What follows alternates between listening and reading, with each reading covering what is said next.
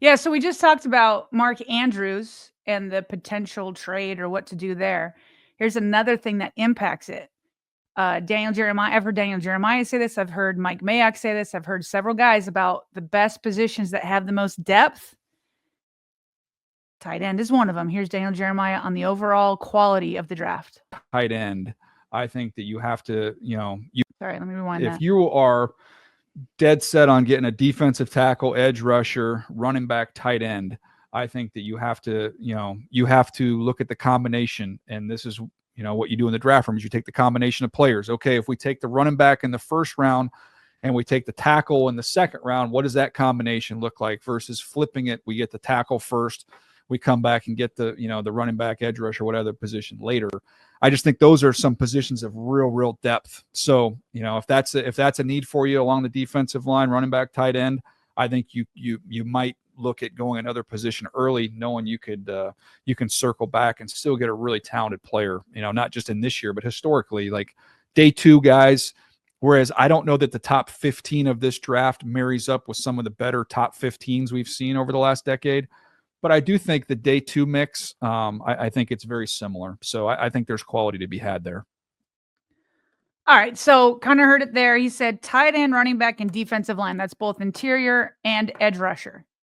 He goes on to explain. So point being, again, if you want to move on from one of your tight ends, all 3 of them are set to be free agents next year. Now sounds to be a good time to go ahead and look at that tight end draft class. Running back, Ravens don't really need any, but it wouldn't surprise me if they take one late, as they almost do annually. And then obviously the defensive line does line up, both edge rusher and interior does line up with what the Ravens need, as we've been talking about the edge rushers really just needing to reload, looking a year ahead and looking for a game wrecker. And you're going to need, like, Michael Pierce is kind of aging out. Brent Urban is going to be free agent again. They might sign him to another 1-year deal, but that's where the quality of it is. And then I thought at the end where he said the top 15. So you're not getting like these guys that are just generational up in the top 15, which is why he calls this a starter draft. He said it later in the conference call where he's like, you can find plenty of starters, lots of good depth, but maybe not certainly not the quarterback depth or the quarterback sensations that you're used to seeing. And so there might be less people trying to move up to get to that quarterback that they think could change their franchise. So something to watch about, again, with Mark Andrews, knowing the depth of this tight end class. If there's 2 things very broadly that I've started to gather that you just made me think about when it comes to this class, as you start to consume all this different content, it is in fact that it's a very underwhelming quarterback class, particularly compared to last year. And from a wide receiver standpoint as well, underwhelming compared to some really historic classes in recent years. And so don't know what that means for the Ravens, but as we've already kind of gathered this week, if there's that running back run, if there's a couple first round tight ends, if there is this, if that starts to shake out, I think a lot of that goes in the Ravens' favor for, a potential super talented edge rusher or defensive back, like some of these, analysts have mocked them to, falling to them at 27. Hint, hint, McShay's going with a defensive back. We'll get to that in just a second. But, and by the way, that makes me think about something that Todd also mentioned, just speaking to the AFC North news and what Cleveland might do. A lot of drafts, a lot of draft boards have them going after Cam Ward at number 2 overall at quarterback out of Miami. McShay has heard that they're tied to Kirk Cousins as a bridge. So could Kirk Cousins end up in the AFC North to be that bridge guy? I have no idea what that means for Deshaun's future, but he's not even going to be ready by the start of the season because of his offseason procedure. But can you imagine Kirk ends up in the AFC North quarterbacking for the Browns? Right. AFC North. I mean, at this point, bring all the great quarterbacks to the AFC. All we're missing is what? Jaden Daniels. Somehow Jaden Daniels will make it over to the AFC sooner than later. But yeah, there's a lot of there's going to be quarterback changes. There could be big time quarterback changes both at the Steelers and the Browns. So certainly something that the Ravens will want to keep up on. Meanwhile, so getting more into that defensive line chatter, I believe it was Brian Wacker of the Baltimore Sun talking about the need for edge and asking whether it would be smart for the Ravens to trade up for that. He kind of poo-pooed that idea, but had a different idea for the Ravens to trade up. The things you look at with the Ravens is because they amass all these picks and because they've played the comp game, better than anybody else in the NFL, is you have options. So if you absolutely fall in love with one of those edge rushers, yeah, they have the ammunition to do it. I just don't necessarily think you have to. I think there's a lot of depth along the defensive front, not just edge rushers, but D tackles. If they want to be patient, I think one comes to them. Shamar Stewart is someone that I paired up with them who's just got a ton of twitch and a ton of ability out of Texas A&M. I think his best football is ahead of him. Even someone like Donovan Izaraku from Boston College kind of fits what they like in rushers. He's real long. He's firm. He's got some power, and he's got a lot of production. So, and we can go on into day two. Like there's gonna be edge rushers there. The one thing, my ears perked up thinking about them moving up was with your question was maybe an offensive tackle, depending on what happens with Ronnie Stanley. If Ronnie Stanley were to depart in free agency, and say it's a Simmons or someone like that they really like and have a high grade on, there's not a lot of depth of starting tackle caliber players in this draft. So that would be more in line with my thinking there. So okay. pretty. So in his view, because there's so much depth at pass rusher, he's like, you can afford to be patient. Of course, if you fall in love with somebody, go ahead and move up. But that is why he kind of went to, well, if you do want to trade up where you're not going to have a chance later on is with offensive tackle. So the way I read this, Bobby, is that one way or another, the Ravens are going to have to be aggressive at tackle, right? Like either you need to pay Ronnie Stanley a figure that's going to make him not want to go test the market, because he will be the best offensive tackle on the market if he reaches it. And the supply just does not meet the demand when it comes to quality left tackles in the NFL. So you're either going to have to pay him, or if you want to make sure you've got a solid replacement, whether you put him at right tackle or left tackle, DJ saying to me, if you can't get Ronnie, then you use that ammunition and trade up for a tackle. And he had mentioned a guy that potentially could be there where it's within range for you to move up is Josh Simmons of Ohio State. You got a picture of him there. Yep. Dude looks pretty. He's a big dude. That doesn't always equate. That's a big dude. Watched him a little bit here in Columbus for Ohio State. Yeah. Protected his guy pretty well.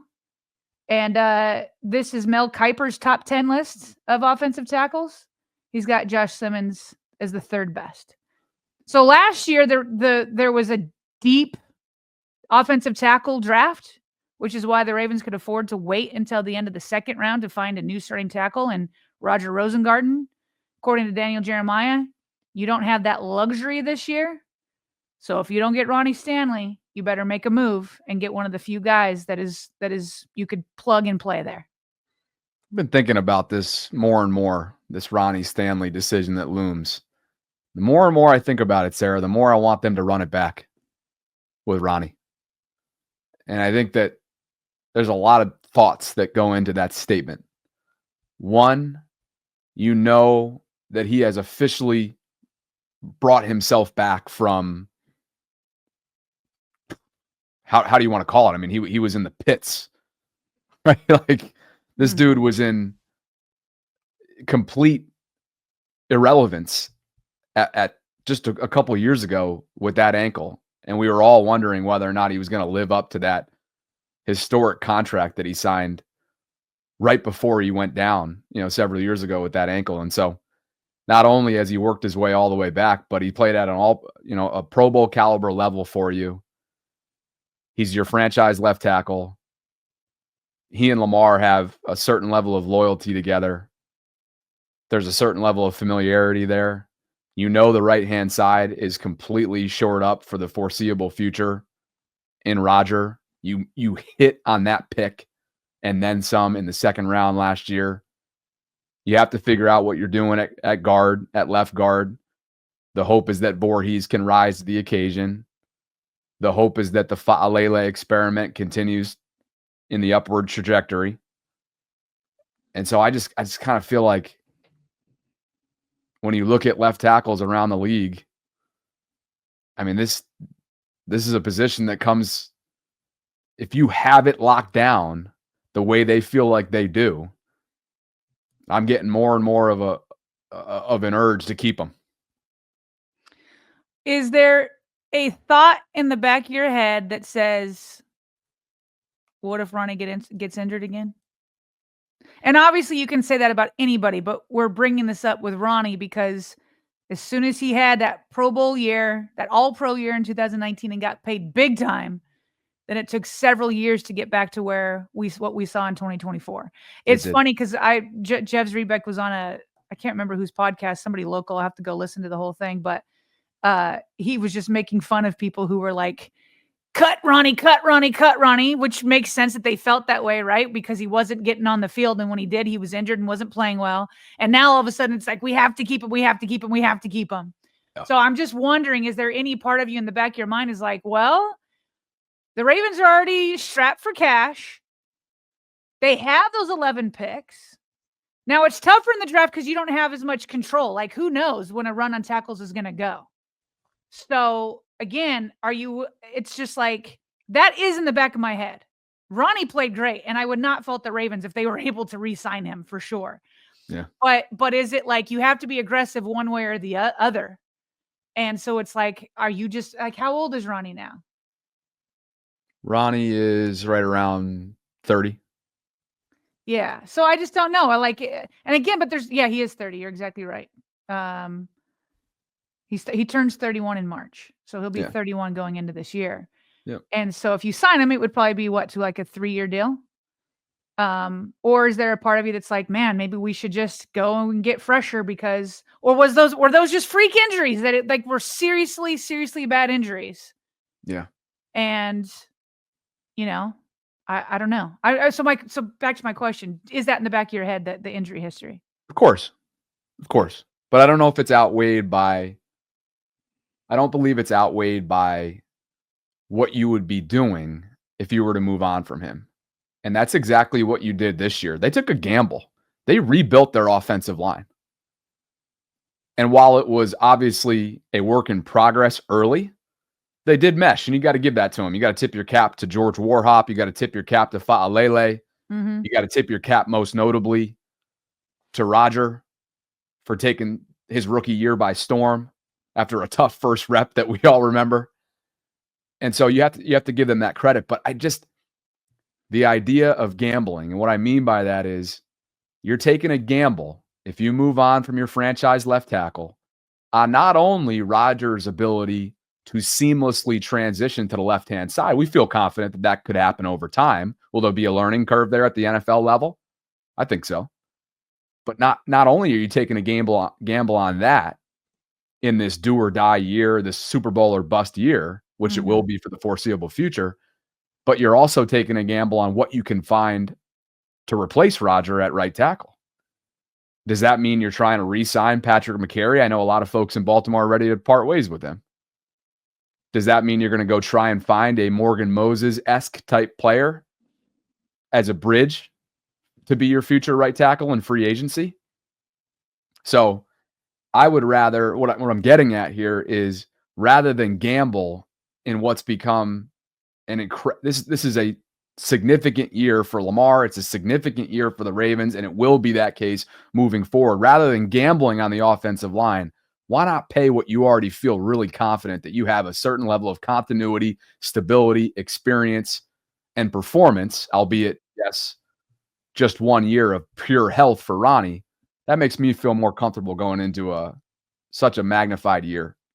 Well, you might be on the same page with the Ravens, and I'm obviously not against re-signing Ronnie, but remember Fowler said that he kind of reported that it was the Ravens' priority to re-sign Ronnie Stanley. So we will see where that goes. Meanwhile, the last little highlight from the Daniel Jeremiah conference call yesterday with reporters, Ryan Mink had asked about the cornerback and safety class in 2025. And here's DJ on that. Can the Ravens find a plug-and-play starter if they don't bring Brandon Stevens back? And then similarly at safety, the Ravens are kind of looking for a potential starter there, or at least a third safety.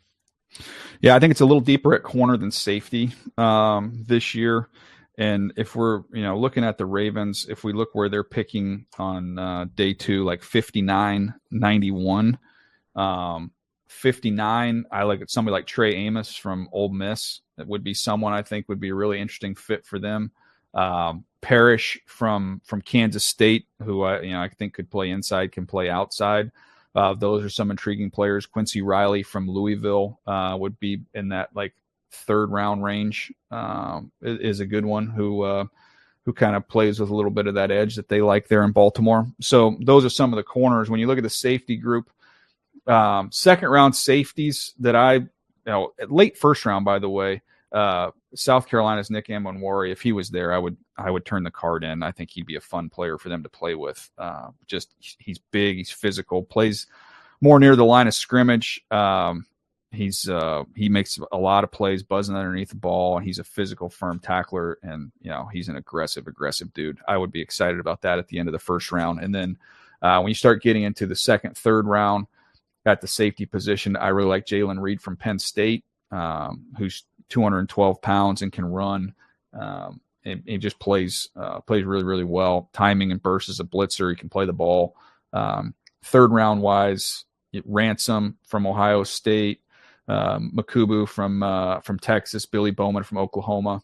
So those are some of the names of those guys. But I would say in terms of the depth of it, I feel like you're getting a little bit longer group there at the corner group. Hey, thanks, Sarah Bowman. Mm-hmm. Yeah. Next question is from Bill Huber. Where you at? SI. Sorry, hold on. Let me get this turned off here. DJ said Bowman. Queon, I got your note right here. I perked up right away. Billy Bowman. There you go, Queon. I'm listening. I got them written down for next week. There we go. So there he says the cornerbacks group is deeper than the safety.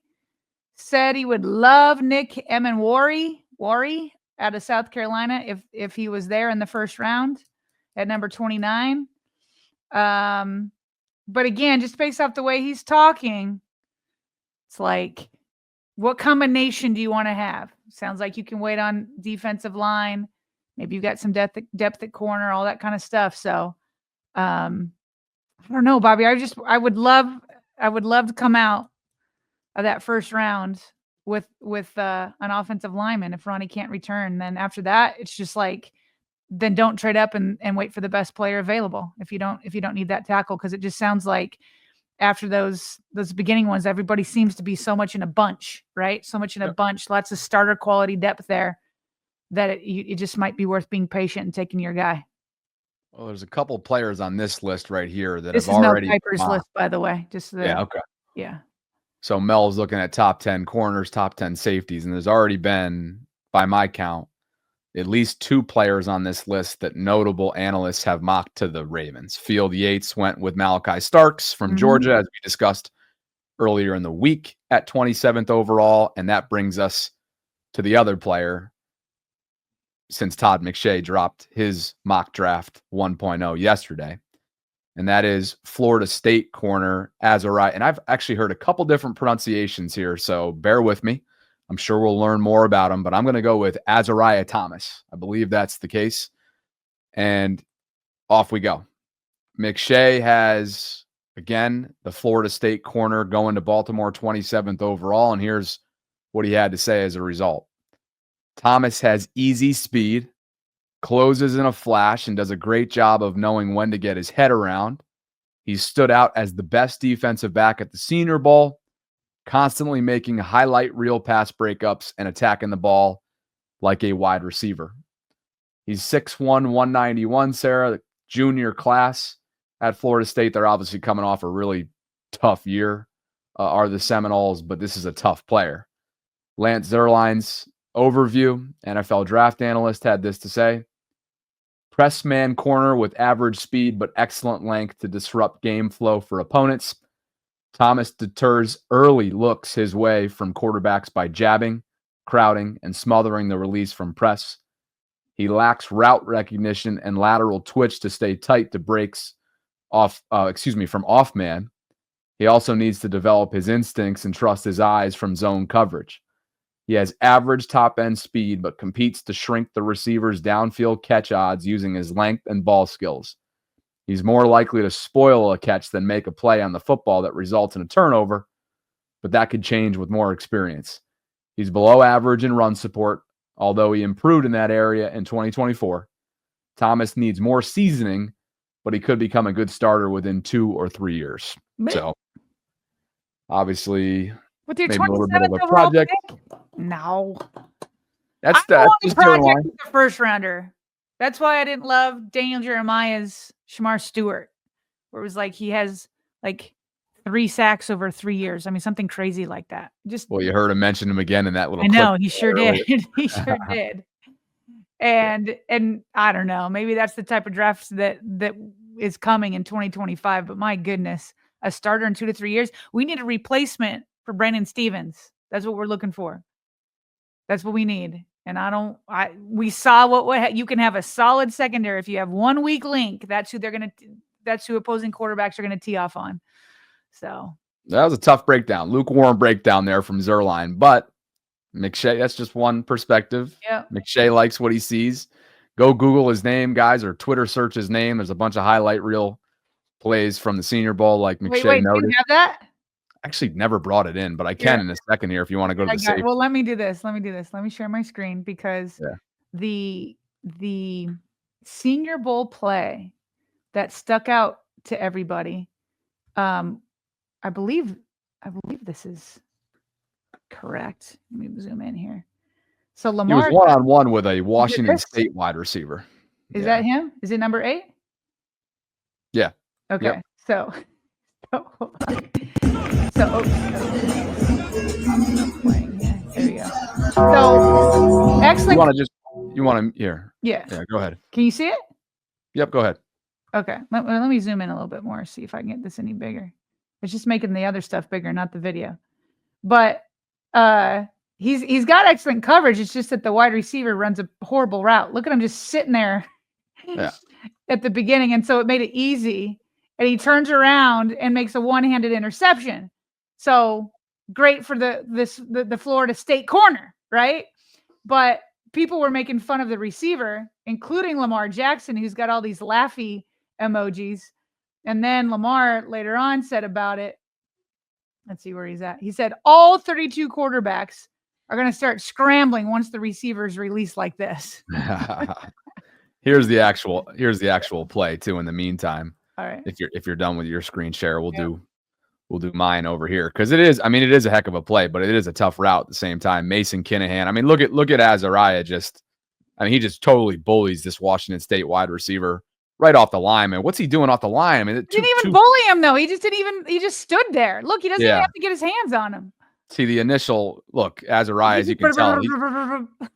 He's not afraid to press you right at the line of scrimmage. And I mean, he just completely dominates the entire route. I don't know what Kyle Williams is doing here, especially off the top. I mean, there's no separation being garnered there whatsoever. So a nice rep there. That obviously made its rounds after the Senior Bowl. So again, he's a flashy player. Zerline didn't exactly hype him up too much on that draft breakdown, but Todd McShay, NFL draft analyst, that's who he had. And then one more note from Brian Wacker looking at other defensive backs. Just the same thing. Yeah, we were that. A little repetitive there.